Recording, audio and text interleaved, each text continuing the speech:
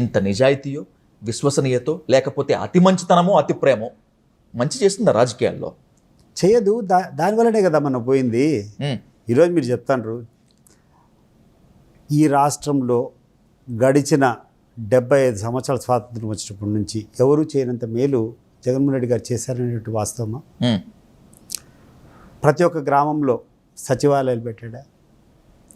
ప్రతి ఒక్క గ్రామంలో వాడి సమస్య ఏదైనా ఉంటే వాడు బయటికి పోకుండా వాడి ఇంటికి వచ్చి వాడి సమస్యలు తీసుకొని ప్రతి పేద ప్రజలు కూడా ఒక వాలంటీర్ని పెట్టేసి వాని ద్వారా ఏది కావాలో ఆ పనులన్నీ చేయించుకోగలిగినారా?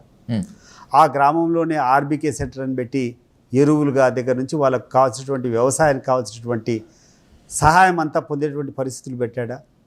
ప్రతి డిపార్ట్మెంటు, ఇంజనీరింగ్ డిపార్ట్మెంట్ దగ్గర నుంచి ప్రతి డిపార్ట్మెంట్కి సంబంధించి 7-8 మంది సెక్రటరీలు ప్రతి ఒక్క గ్రామానికి ఇచ్చాడా?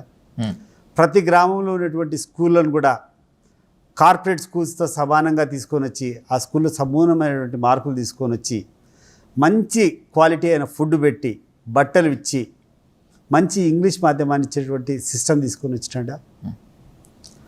ప్రతి స్కూల్ గోయింగ్ చిల్డ్రన్కు ఇన్సెంటివ్ ఇవ్వాలా, ఆ యొక్క ప్రోత్సాహం ఇవ్వాలని చెప్పి అమ్మఒడి అని చెప్పి స్కీమ్స్ తీసుకొని వచ్చాడా? ప్రతి ఒక్క పేద ప్రజలు కూడా ఆనందం ఉండాలని చెప్పి పెన్షన్లు పెంచేటువంటి కానీ సంక్షేమ పథకాలు కానీ ఇవన్నీ తీసుకొని పోయి ఇచ్చినాడా?